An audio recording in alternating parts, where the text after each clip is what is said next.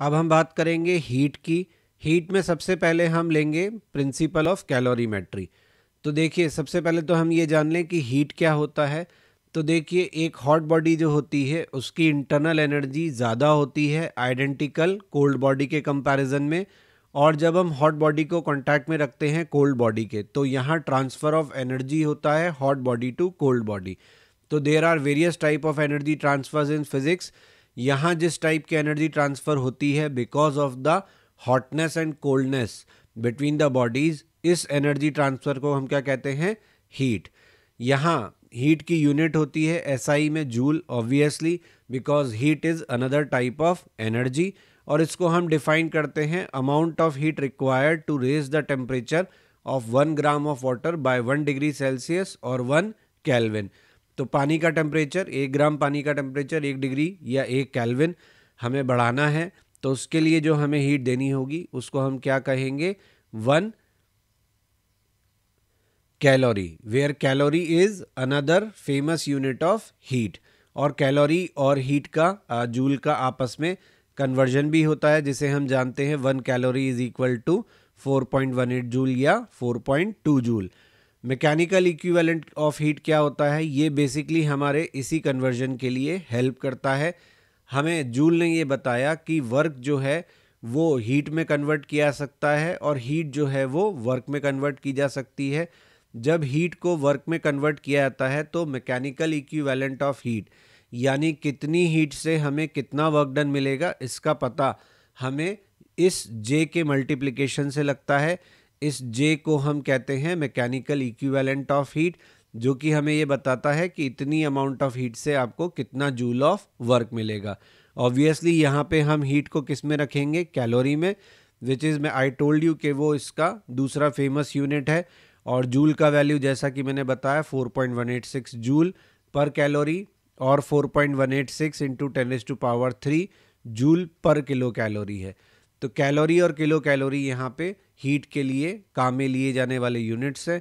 अगर आपको हीट को कैलोरी से जूल में कन्वर्ट करना है तो with this formula you can convert it into joule.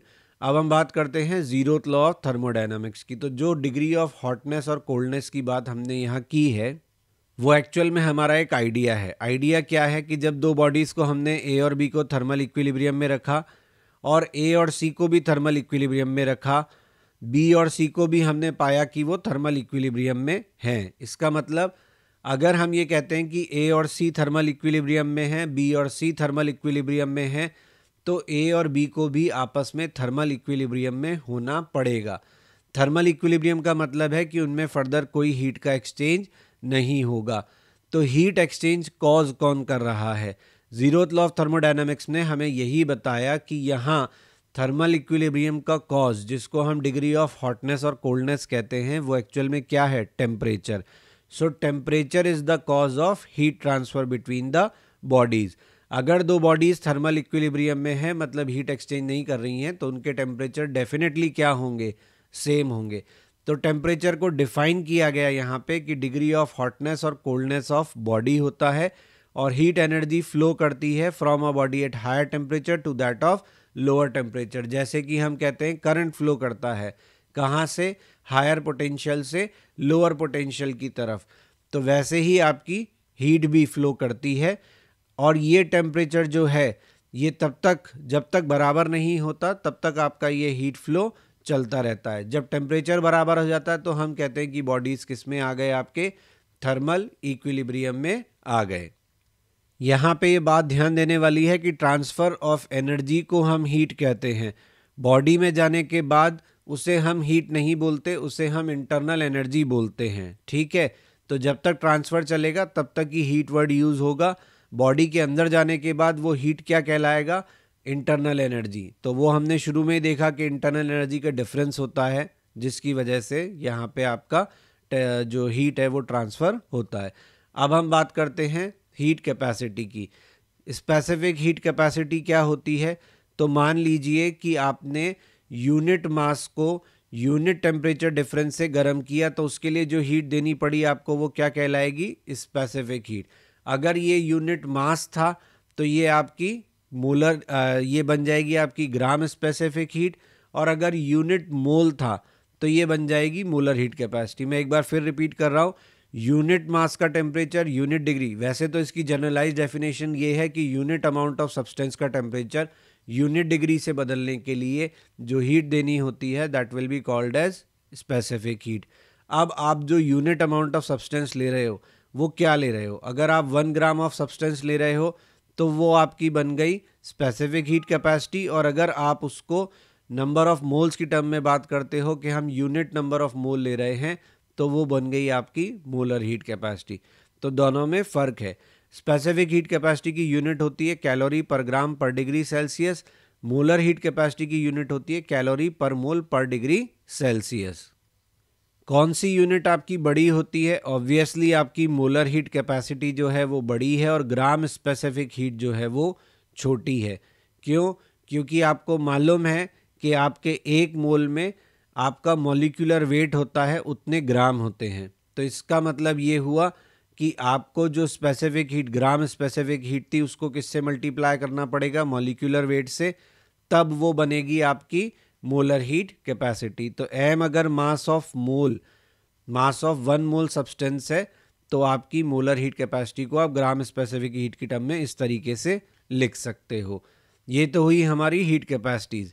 अब हम बात करते हैं लेटेंट हीट की। लेटेंट हीट क्या होता है? तो जो हीट कैपेसिटी का कंसेप्ट है ये काम में आता है जब हम सेम फेज में रहते हुए सब्सटेंस को गर्म करते हैं। मतलब अगर हमने m ग्राम ऑफ सब्सटेंस को गर्म किया डेल्टा टी टेम्परेचर से, और अगर उसकी स्पेसिफिक हीट हमें दी हुई है S, मैं यहाँ पे S इसलिए ले रहा हूँ ताकि ग्राम और मोलर में हमें डिफरेंस समझ में आए। तो हम लिखेंगे Q बराबर MS delta T is the heat required. अगर ये टेम्परेचर चेंज नेगेटिव है तो इतनी हीट हमें सब्सटेंस से निकालनी पड़ेगी, और अगर ये डेल्टा टी पॉजिटिव है यानी टेम्परेचर बढ़ाना है तो इतनी हीट हमको सप्लाई करनी पड़ेगी।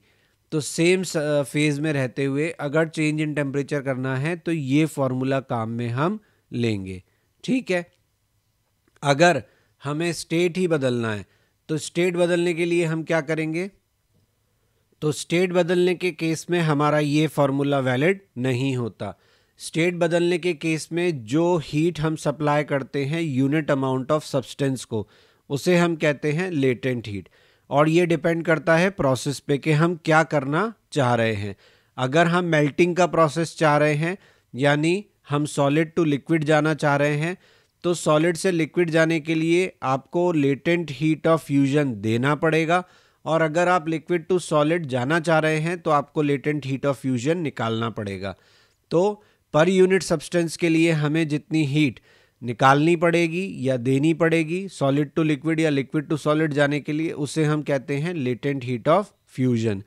लेटेंट हीट ऑफ वेपोराइजेशन क्या होता है? सॉलिड से हम आ गए लिक्विड, अब लिक्विड से हम कौन सी फॉर्म में जाएंगे? वेपर फॉर्म में।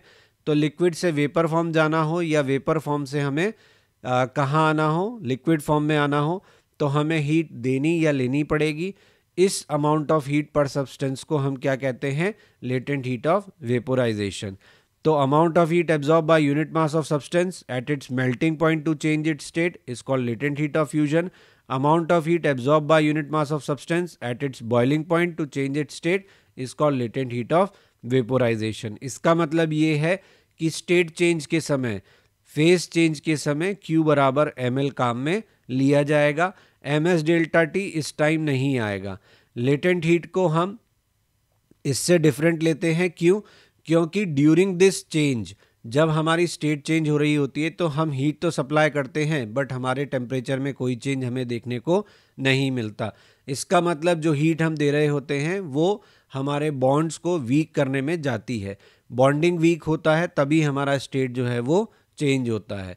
तो ms डेल्टा टी वहाँ पर हमें कोई भी रिजल्ट नहीं दे पाएगा क्योंकि चेंज इन टेम्परेचर ज़ीरो हो जाएगा। तो आप हीट देते रहोगे पर आपको लगेगा चेंज इन टेम्परेचर नहीं हो रहा। तो वहाँ के लिए फॉर्मूला Q बराबर ml काम में लिया जाएगा। Please like, share and subscribe my channel. Press bell icon for important notifications and update, ताकि टाइमली आपको सभी इंपॉर्टेंट अपलोड्स मिलते रहें।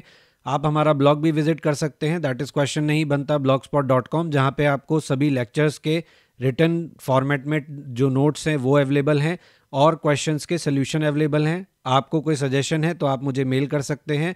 मेरा मेल आईडी यहाँ दिया हुआ है। फेसबुक पेज और इंस्टा पे आप टिप्स ऑफ द डे के लिए ज्वाइन कर सकते हैं।